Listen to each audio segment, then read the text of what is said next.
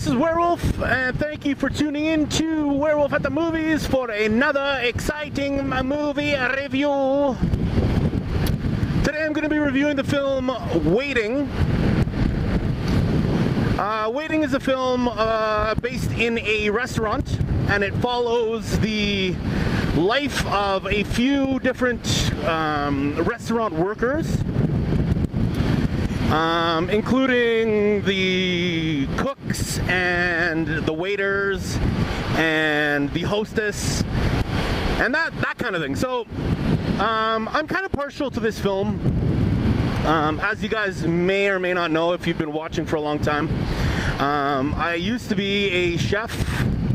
I went to cooking school, and for whatever reason this film just speaks to me. Now I just bit my own tongue. Fuck. I should clarify that the stuff that happened in this film did not all happen in real life. You see what I'm saying? Like, if you watch Waiting and you're like, oh my god, this guy did that to what? Yeah, that stuff didn't happen to me personally in the restaurant. But I'm not saying that it doesn't happen, alright? That's all I'm gonna say. Anyways, the main characters in this film kind of share, it's like a split bill. So you got Ryan Reynolds. I am indeed a pervert. Does that offend you? And Ryan Reynolds plays a waiter. And kind of like the veteran waiter. He's been there for a long time. He doesn't want to change. He knows what he likes, and he just wants to kind of, I guess, float through life as easily as possible.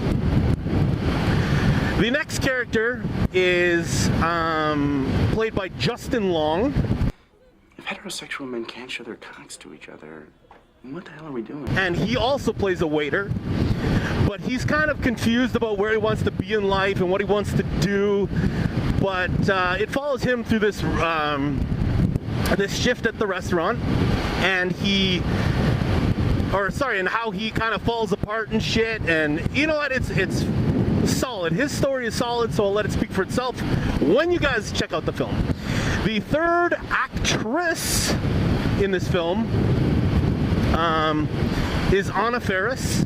The only real pleasure I ever got from having sex with you came from making fun of it later with my friends. Now, for those of you who don't know, Anna Faris is actually quite the funny comedian, but this was when she was a little bit younger. She's a waitress and basically goes through the same kind of story arcs as Ryan Reynolds and Justin Long. And like I said, this film kind of speaks to me, and it's kind of near and dear to my heart. And I can't quite put my finger on exactly why. As best as I can figure, it's because I was a chef at one point in time in my life. And I feel for these people, these characters, and I think that the film itself is actually pretty damn hilarious. I had a great time watching it. It's one of those films that I can watch over and over and over again, and I never get sick of it. In fact, I watched it probably a couple weeks ago again, just because it's funny. It's just plain funny. Welcome to Thunderdome, bitch. That being said, I am going to rate this film an obnoxiously high 9 goats.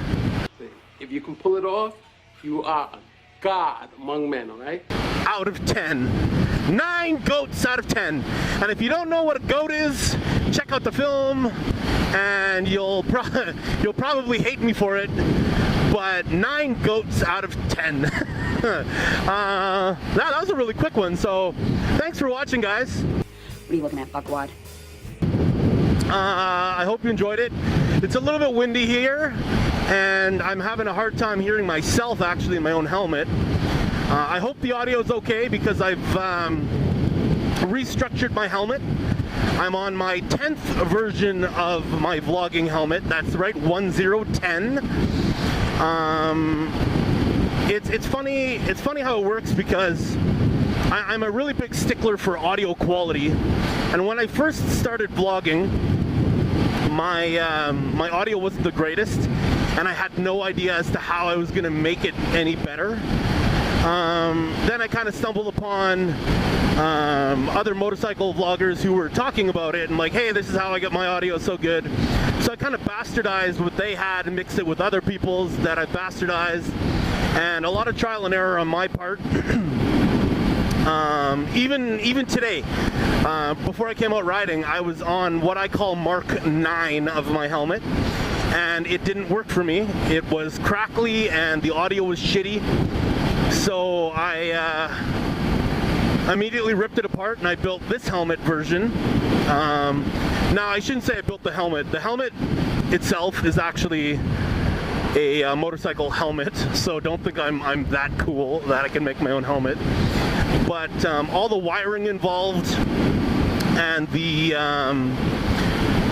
microphones and all sorts of that kind of stuff and figuring that, and yeah, normally I use a Audio-Technica lav mic, a lavalier mic, and I usually work with that and then roll out that way. I'm gonna let this guy pass me because I want to see what he's riding. So I use a lav mic by Audio-Technica. Oh, nice bike. Fucking BMW! And the lav mic is actually powered by a battery. So I don't know quite what the battery did, to be honest with you. Maybe it made it more clear, but it was a condenser mic, so maybe that's what it was. Like, it needed power to be able to condense the audio. So I don't even know how well this is going to turn out, because I am in fact not using that mic. I'm using an Olympus lavalier mic that is not powered. It's plugged straight into the camera, and still using the same camera, still using the GoPro, and so we'll see how it goes. Yeah, so hopefully the audio quality is great. If it's not, I won't post this and you guys will never see it. If it is great, you will see it, and I will hopefully be happy with the quality. Yeah, until next time, have a blasty blast, and remember that no matter what, man, if you want to write me something in the comments, do so, and I will reply back. Other than that, keep yourself safe, have a blast, have fun, all sorts of other shit like that, and stay warm, and see you on the next time. Later, skaters.